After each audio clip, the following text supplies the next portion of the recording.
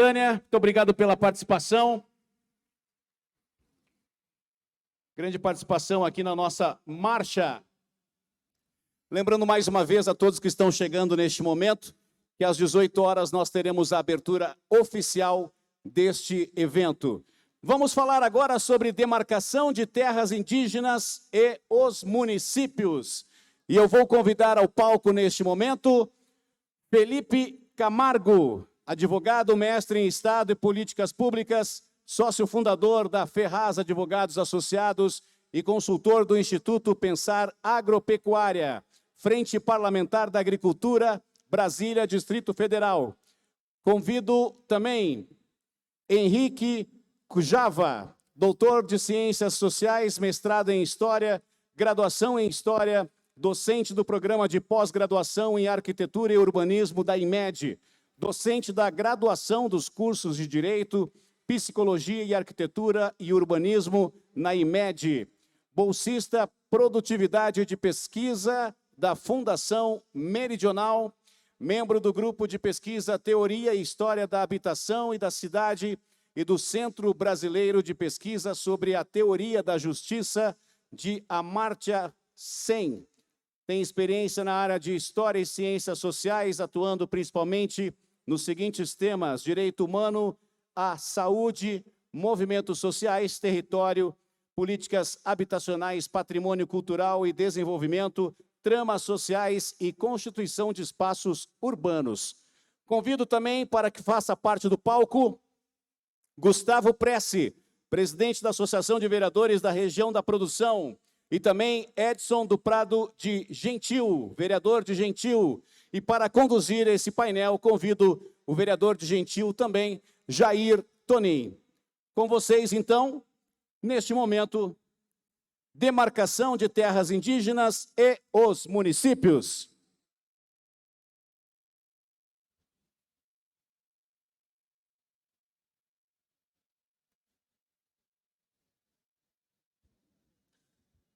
Se tiver alguma coisa, se quiser deixar comigo. Não, é só para apresentação.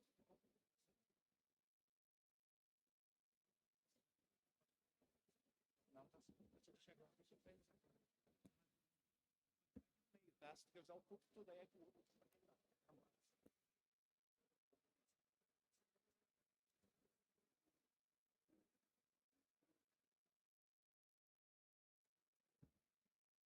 Excelentíssimos senhores, Gilson Conzati, muito digníssimo presidente da UVB, nobres colegas edis, público em geral.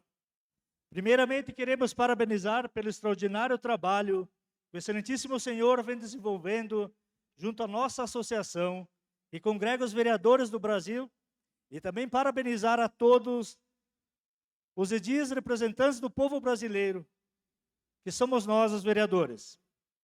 Já de antemão e aproveitando o ensejo, gostaríamos de trazer em pauta um assunto bastante polêmico e que vem tirando o sono de muitos brasileiros, em especial os ligados ao agro, que é sobre o direito à propriedade, popularmente chamado da questão indígena. Sabemos que a disputa pela posse de terras no Brasil é centenária e, além de complexa, é morosa e carece de uma solução definitiva. Por isso, para tratarmos sobre o assunto, já agradecendo pelo espaço que nos foi dispensado nesse importante e concorrido evento, chamamos para fazer uso da palavra nosso amigo especialista, advogado, representante da FPA e também do Instituto Pensar Agropecuária, IPA, Felipe Camargo.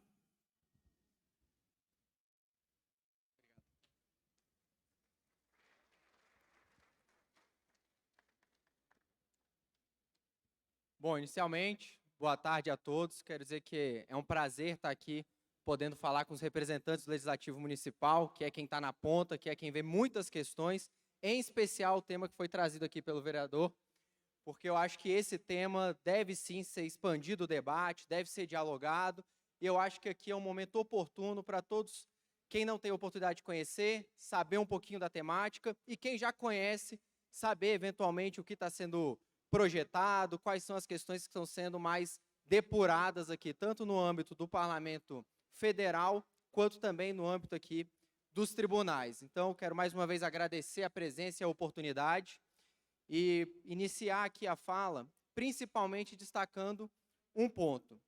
É a primeira vez, ao menos que eu tenho notícia, que vocês, representantes dos legislativos municipais, estão tendo a oportunidade de ouvir um tema que é de extrema relevância para vocês. Por quê?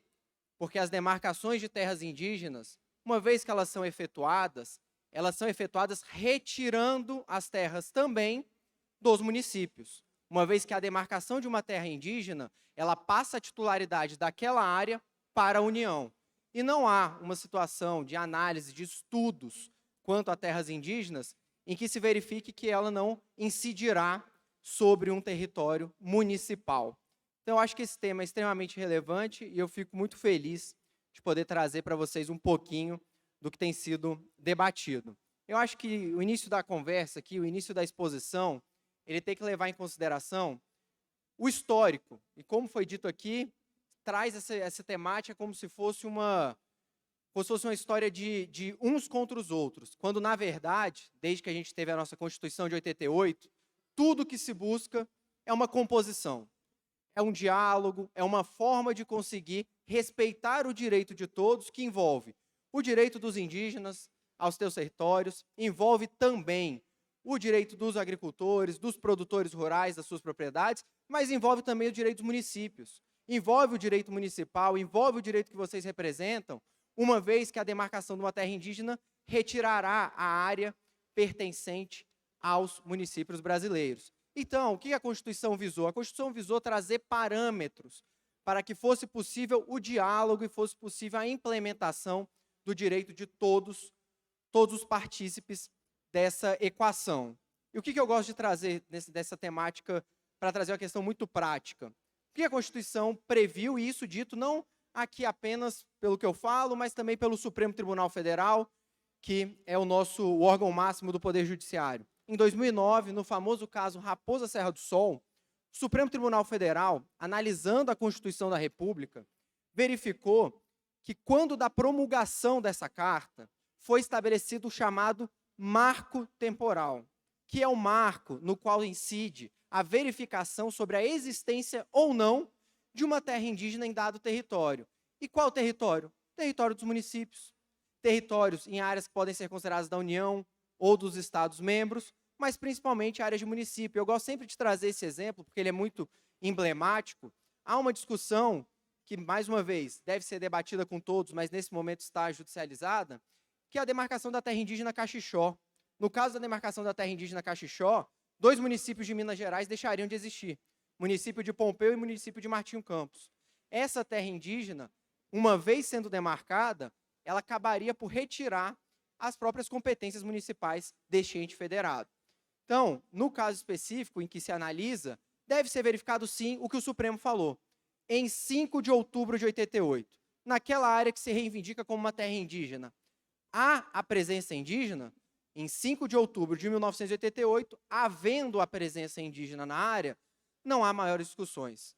É uma terra indígena, deve ser respeitados os direitos das comunidades, elas devem ter os seus anseios atendidos, sejam eles quais for, sejam eles para produzir na terra, seja ele para que mantenha todas as suas tradições milenares sobre aquela área, mas deve ser garantido o direito. Por outro lado, não existindo sobre determinada área, em 5 de outubro, presença indígena, não seria possível demarcar tal área como uma terra indígena, uma vez que a demarcação, como aqui eu já reiterei, ela é uma das maiores violações, uma vez feita fora do devido processo legal e fora das normas constitucionais, ao direito de propriedade, porque ela retira, seja do agricultor, que tem o seu imóvel inscrito no cartório de registros públicos, seja do município, que está devidamente demarcado, retira dessas pessoas o direito à propriedade sobre aquele território.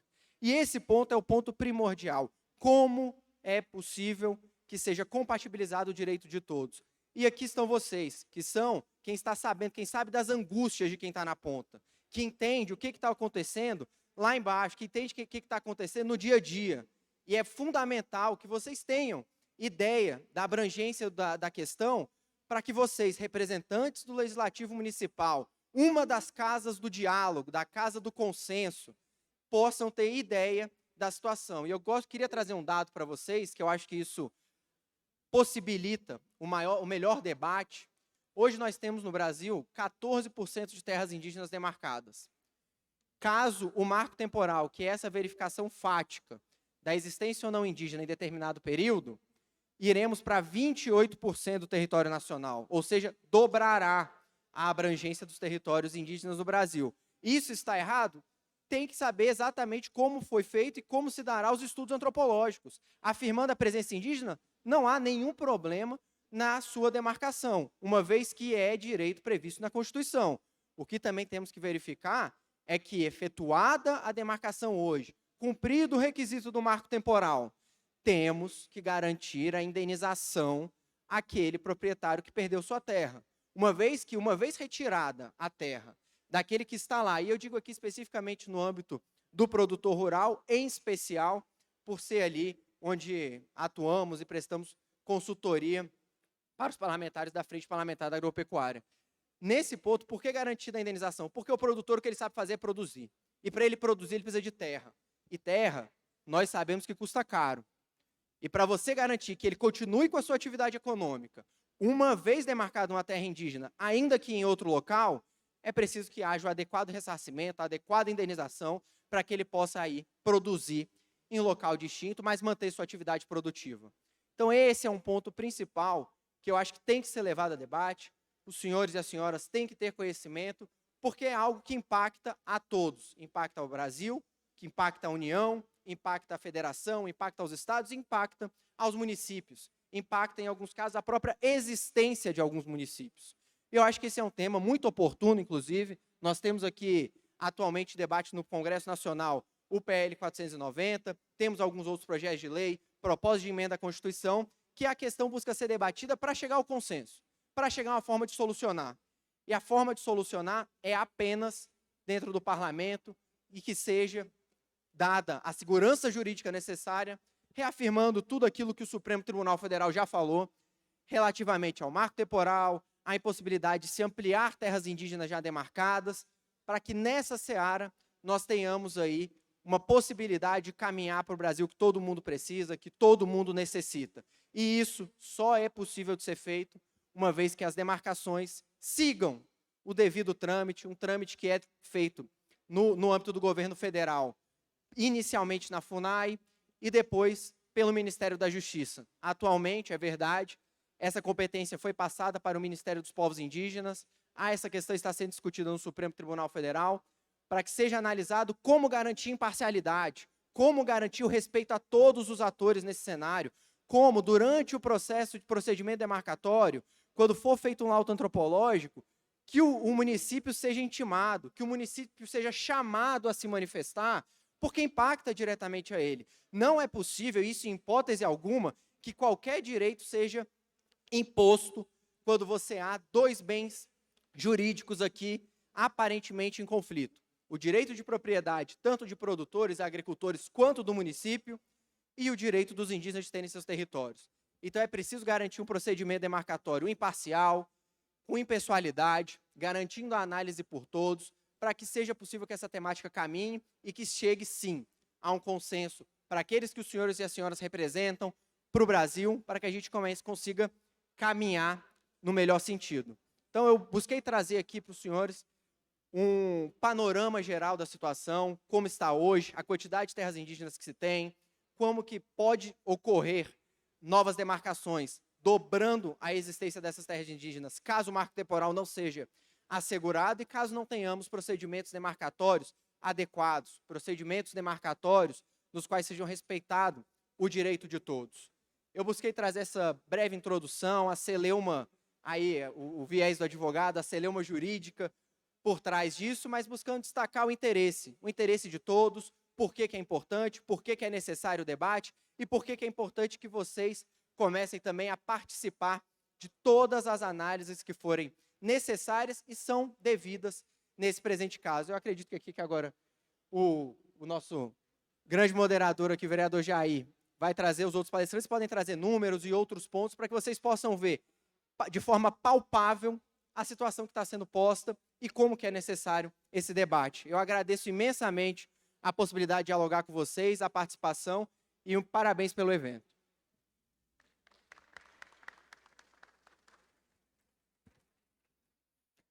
Seguindo com o assunto, então, só para